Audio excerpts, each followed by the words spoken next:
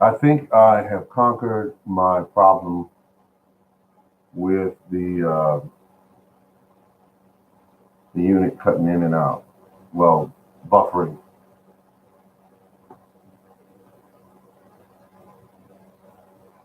And a lot of you will let me know if you see my unit buffering crazy because I did what I could do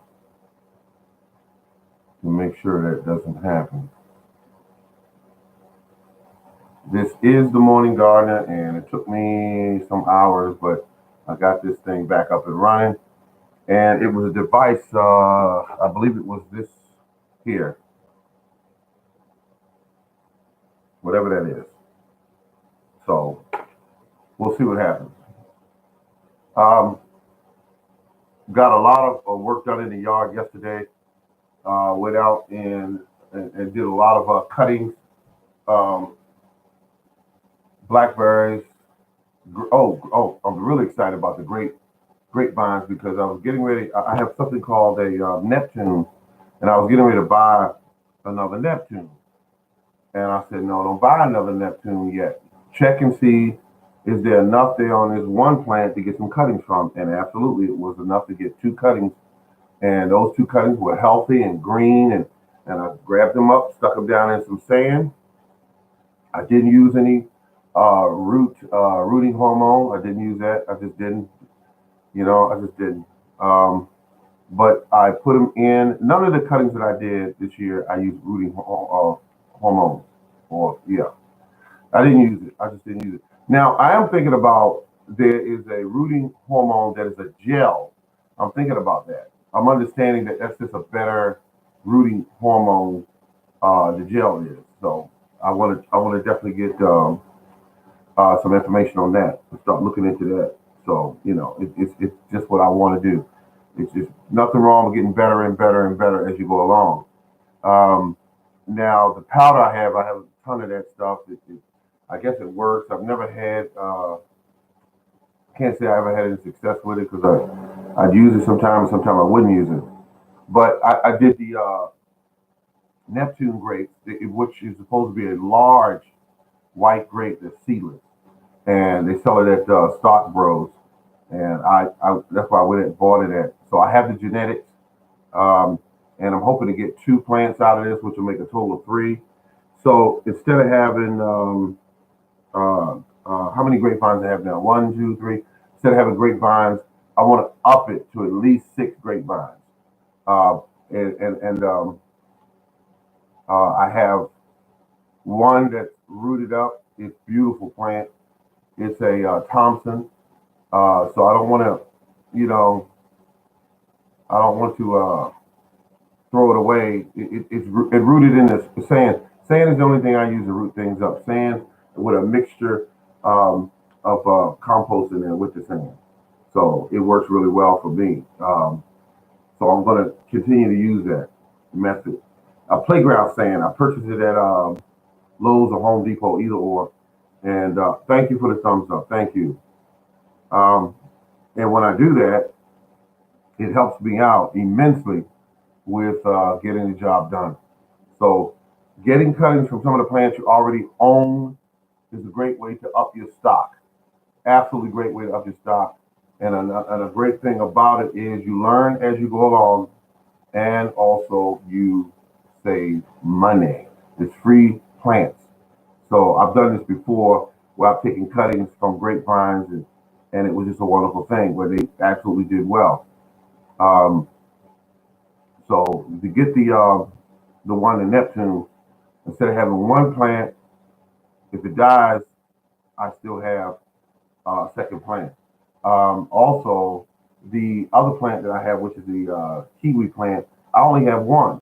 I cannot have a situation where I only have one of something. So what I'm going to do is I'm going to get that plant up numbers up to at least three on my property, at least three. So I put like 20 cuttings down maybe a week ago, and that one I didn't water for some reason. Didn't feel like putting together a pot with soil. I said put it in water, and it should root up there. Once I get it rooted up, then I'll pot them off the ones that are successful. And all, like I said, all I need is three. All I need is three plants.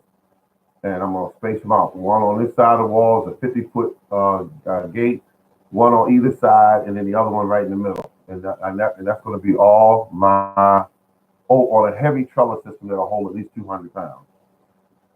Because my understanding is at maturity, the plant can produce up to 100 pounds of fruit.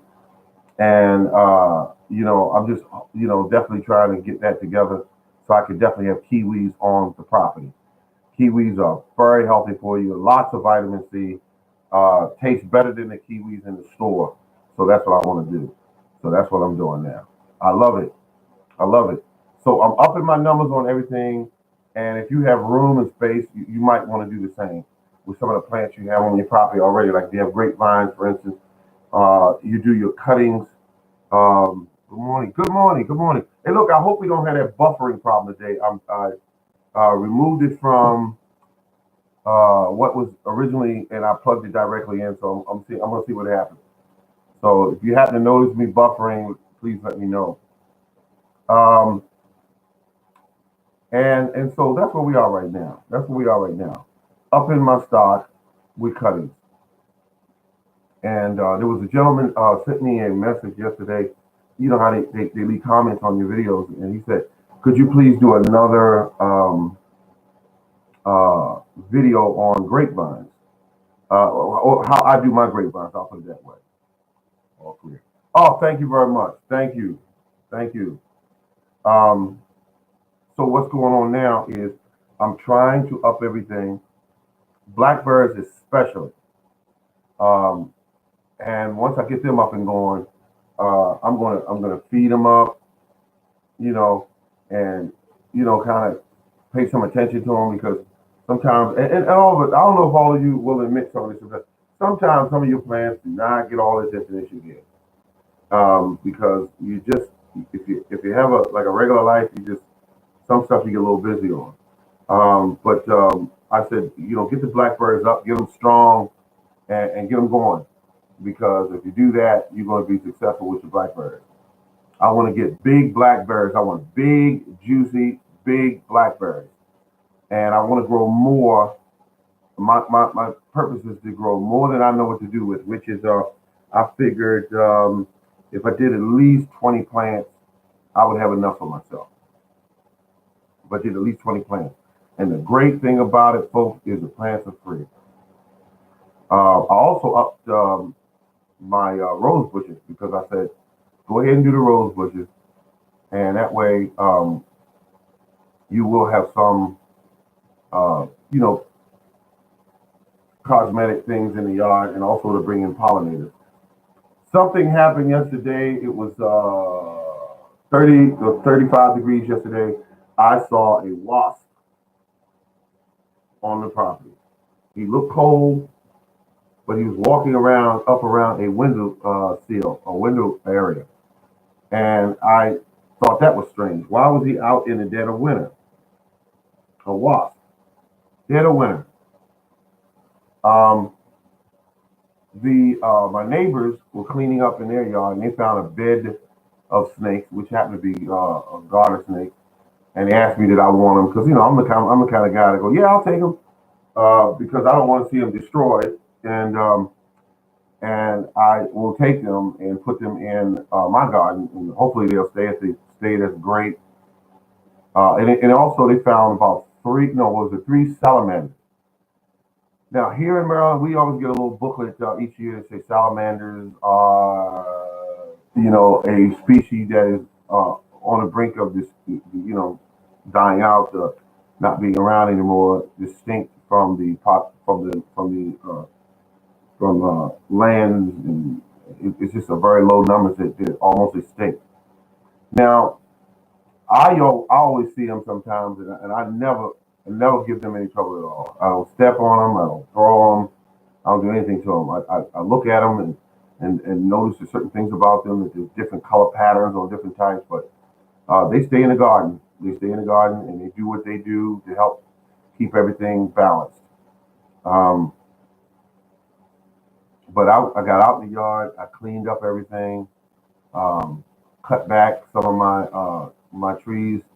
Um, and I like doing mostly summer pruning because summer pruning allows you to cut back on the trees and for them not to grow as fast. You cut them back in the winter, they tend to act crazy and they want to grow faster or have those big spurts of growth in all these branches.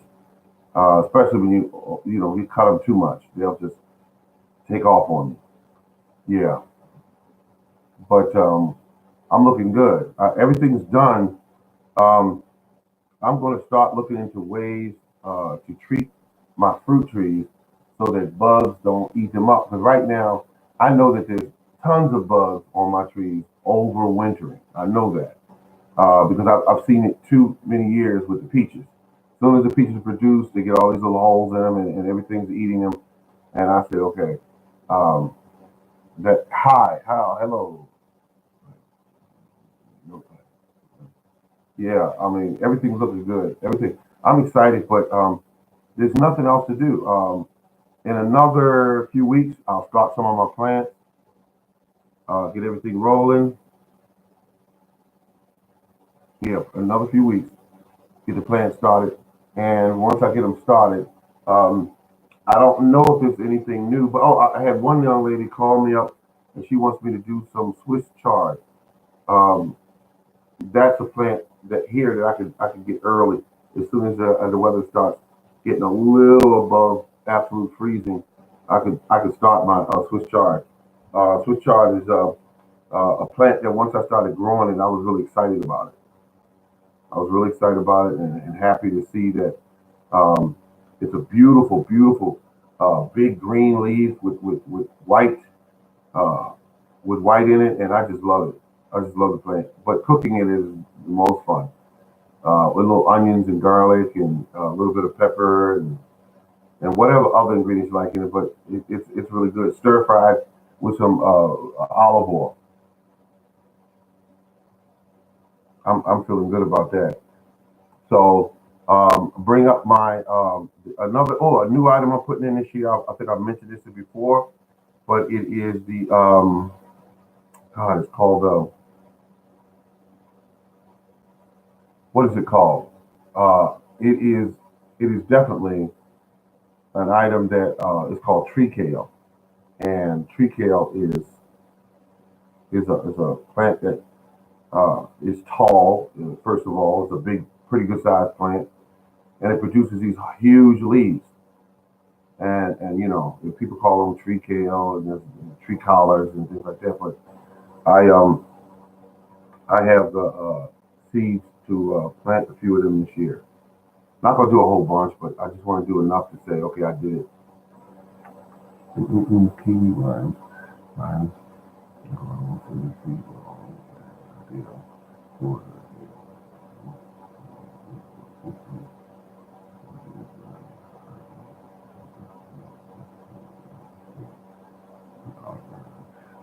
Okay. Now the kiwi I'm growing is called Isaiah, and you are absolutely right. I mean, the thing that they said about kiwi is this: that my understanding is it grows fast. It definitely does that. There's no question kiwi grows fast. I've had it. Well, I looked at it on Monday, came back on Friday, and that vine was six, almost 7 feet long. And I'm thinking, wow. And but I care for my plants. I put a lot of good things around the root system.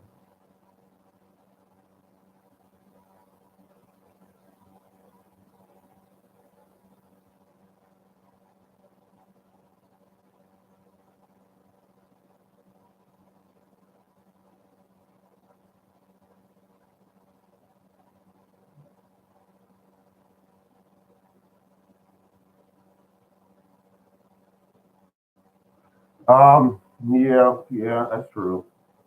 I just want to see what the weather's going to be like this year when we start really getting out there and start putting these seeds and these plants in the ground. And the reason why I say that is because ever since 2014, if you want to go back, our weather has been shifty, and they're battling hard over it now to see how are we going to kind of put a control on how much trash we can dump into the atmosphere. Um, and it is affecting the weather directly. They can't even deny it anymore. Some people still, of course, but it is doing something to the environment where we are having a hard time growing things as well. And it's going to affect the economy here as well. It's going to affect the very existence of us being here very soon. It will. So the plant. Oh, and another thing, there was a video I was watching. I can't call the name of it, but they were showing how these scientists were crossing weeds with seeds that we normally use, like tomatoes and different plants. So they were doing that because they're saying, wait a minute, the seeds we have now very soon are not going to be able to survive in this environment due to the fact that the weather is just too cold, too hot, and so we got to come up with uh, a cross that will uh, be able to adapt or be able to withstand the temperatures fluctuations. Um, and so they looked at plants and they, okay, wait a minute, weeds, certain weeds. And they said, okay, and now that's what they're doing now. That's what they're doing now. Um, so you will have seeds that will be more adaptable to these drastic weather changes.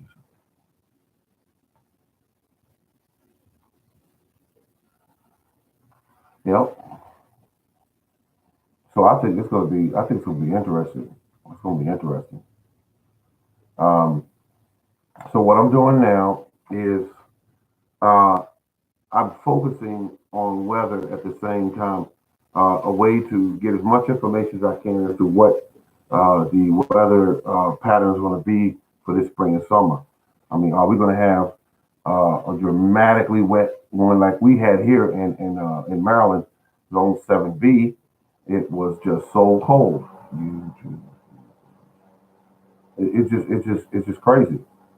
So on that note, weather will be a big factor this year when we start ramping up on our gardening. It will be a very big factor because it's not just what we used to have according to the pattern. It's just not straight. Um, it's not straight weather, just warm consistently through with every once in a while rain. It's not doing that anymore. Those are weather patterns that are somewhat predictable.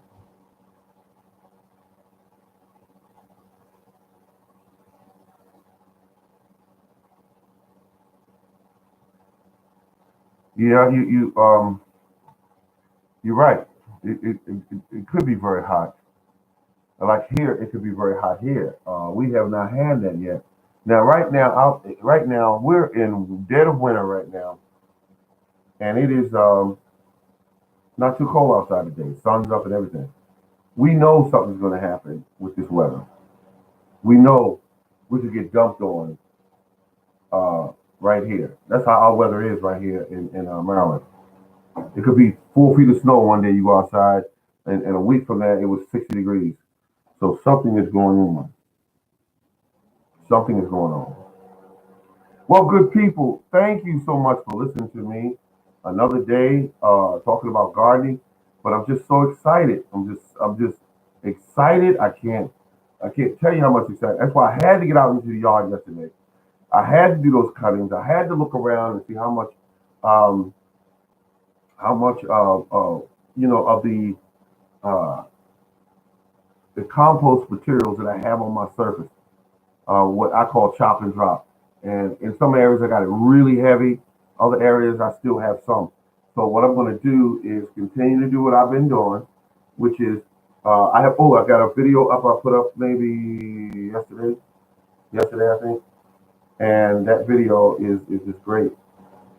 That video is just great because it shows the wood at the base of my trees. I don't. The thing about it, folks, I don't do anything pretty. I don't want to do anything pretty. It's not the kind of garden I am. I'm just there to give the plant what it needs. And when you go in the forest, when you look out there, you look around how nature set it up. If you mimic that, you will be successful. I can promise you that. If you mimic nature, you will be successful. You go in the forest and you look at the trees, and you look down below the trees, and you see the leaves, and you see the weeds, and you see the tree branches and things of that nature. You're looking at nature at work. Ladies and gentlemen, this has been the Morning Garden. Thank you very much for your time. Thank you, and have a great day. If you haven't subscribed, remember to do that. Thank you very much.